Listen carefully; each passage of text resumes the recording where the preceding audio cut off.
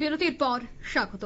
কমলপুর মহকুমা দুর্গা চৌমুনি আরডি ব্লকের অন্তর্গত দক্ষিণ মানিক পঞ্চায়েত ঘাটি চৌমুনি মাঠে বুধবার রাত ৯টা নাগাদ উদ্বোধন হলো মহকুমার সব থেকে বড় বিশ্বরূপ পূজা এবং মেলা।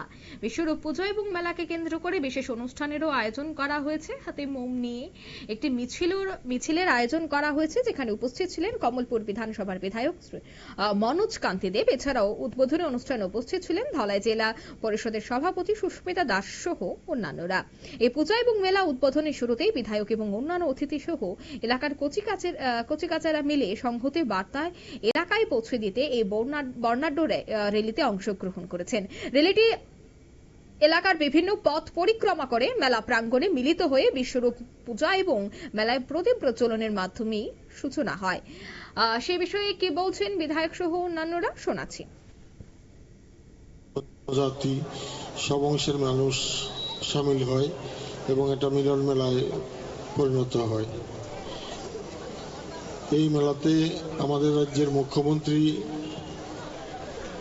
বিপ্লব কুমার দেব যখন মুখ্যমন্ত্রী ছিলেন উনি একবার এসেছিলেন, আমরা ওনাকে আহ্বান করেছিলাম। তো এতে মেলার শ্রীবৃদ্ধি ঘটেছিল এবং ঘটনা সরকার পরিবর্তন হওয়ার পর মেলার শ্রীবৃদ্ধি ঘটেছে।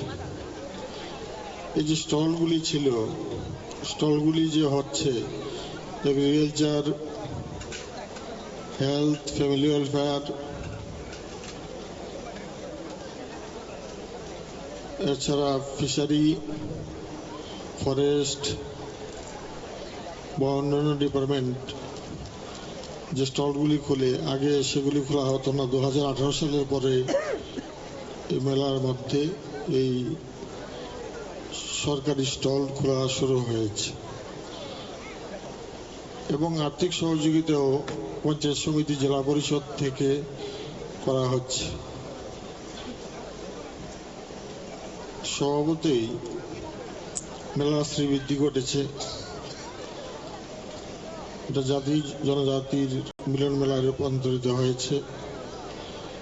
হাজার হাজার লোক এখানে আসে। 7 দিন যারা পুলিশ প্রশাসন রয়েছে তাদেরকে সবাই সহযোগিতা করবেন।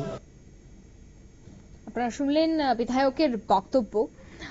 প্রত্যেক বছরই দক্ষিণ মানিক পঞ্চায়েতের ঘাটি চৌমুনি মাঠে বিশ্বরূপ পূজা এবং মেলাকে কেন্দ্র করে হাজার হাজার দর্শনার্থীদের ভিড় হয়। বিভিন্ন দর্শনার্থীরা মানত পূজাও দেন। এই বছরও কিন্তু তার ব্যতিক্রমী নয়। এই বছরও কিন্তু এই অনুষ্ঠানের আয়োজন করা হয়েছে, এই মেলার আয়োজন করা হয়েছে, যেখানে গোটা রাজ্য থেকে ভক্তবৃন্দরা ভিড় জমাবেন। নিয়ে নিচ্ছে ছোট্ট একটি বিজ্ঞাপন বিরতি।